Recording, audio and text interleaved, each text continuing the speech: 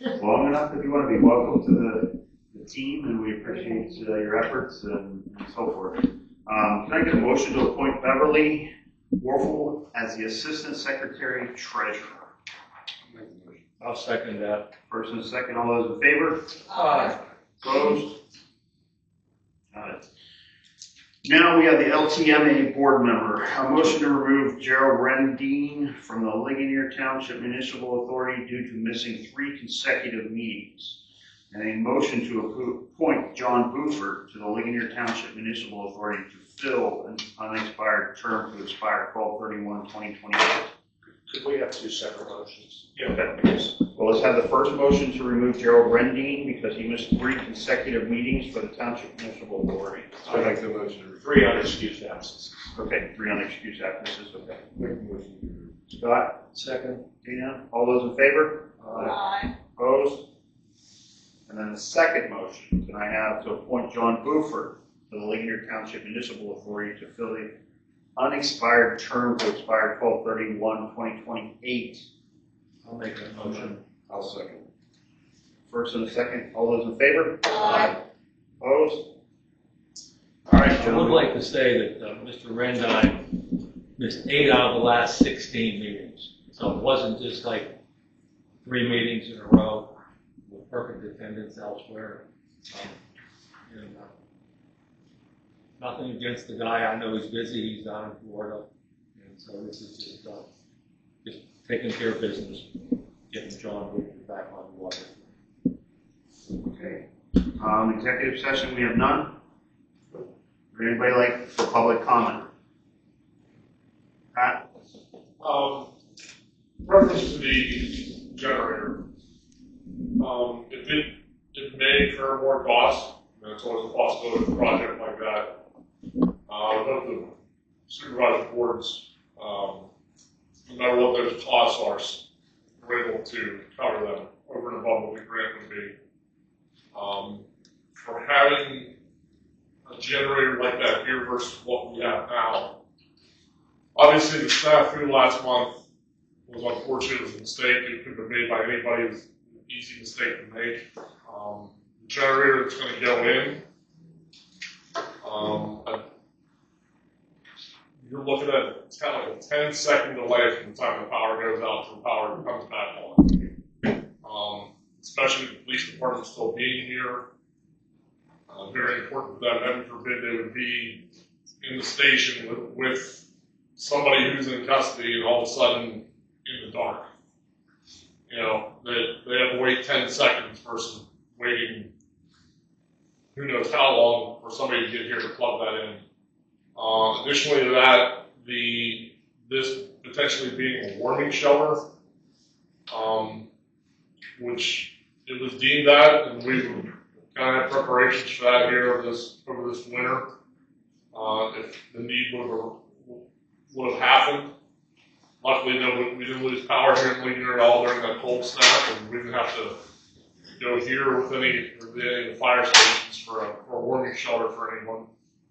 And the question between diesel and propane, I believe all 3 fire companies and their backup generators are all propane, for the simple reason of the maintenance of diesel fuel and the possibility of algae and diesel fuel going bad. All 3 fire companies, I believe, have propane, and there'll still be a yearly maintenance cost. You're still going to change oil in it.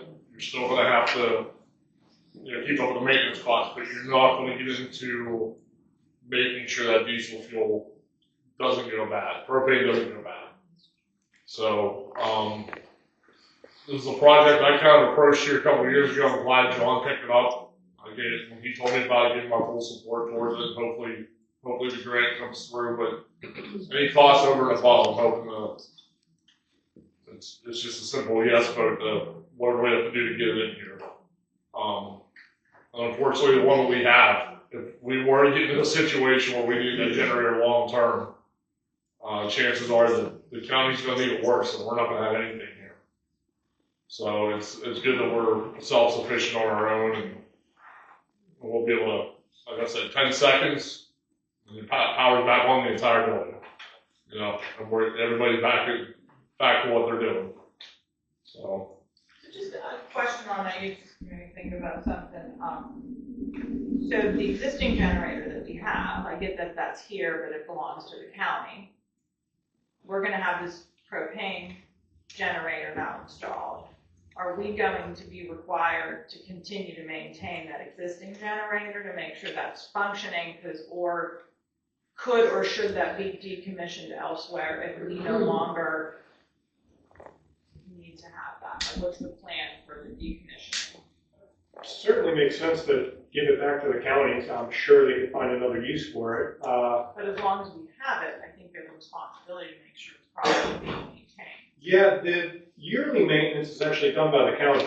They haul it away and give it a tune-up or whatever. But yeah, we do turn it on, make sure it works. And Pat, that was staged here for geographic reasons, correct? Partially that, I believe, partially for the fact that we have a giant garage. It's a place, it's a place to keep it. By no means am I suggesting get it out of here. I just want to make sure that we don't lose sight of whatever obligation we have related. Right. And I can reach out to Bill Hobaugh from the Department of Public Safety to see if they have separate plans for it, being that we're able, And to let them know. assuming the grant, we're going to go and get No funded. cart before the horse. Yeah. But they may have a different plan for it. Normally those generators are used for tower sites. Not every tower radio transmission tower site in the county has a backup generator. I know the one on Bear Cave does, mainly because of the location. It's hard to get a trailer up there this time of year, depending on how much snow's in the ground. So that has a permanent generator site. But normally those generators are pulled around 4 different tower sites to make sure that we always have radio coverage.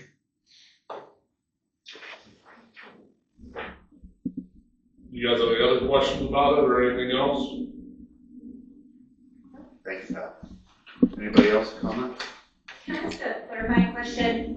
Just sitting here thinking, Eric, you brought up that the lawsuit is solely paid by insurance. I don't know about the rest of you, but I have a deductible. What is our deductible? Can anybody answer what our deductible will be? Is that something that should be filed as a right to know? Does anybody know? That'd be police commission's policy. Yeah, that'd be Okay. police commission. Okay. Any other questions? Yeah, can I ask a question? This might sound silly. What's the geographic center of Ligonier Township per se? Does anyone know? I gotta look at a map. I'm just curious because we were discussing where to put the new building. You're talking geographic for population or Well, square just- footage or mileage?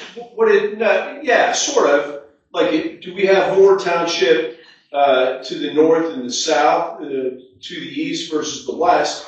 I mean, I know we're working in cooperation with the borough, but it would make sense to have a centrally located, base. And I'm just curious if anyone's even thought about it. That's all. I don't have it here or there. Pat, do you know what that is? Our center of our township is basically the borough. I mean, geographically, it's the borough. Population-wise, Well, I'm not worried about population-wise, but well, I mean, to a Yeah, degree, I mean, we do need to consider There's where. a 1/3 of our township's mountain, where there's no roads, there's no. Right. So the map's on the wall. The borough is oriented, I believe, a bit more to the west than the east. Okay. The other thing too, that was one of the thoughts of discussion, because we also thought about population and the residents that we serve. Some of the considerations also from the township standpoint would be, we are in the process of hopefully expanding our sewage system further north.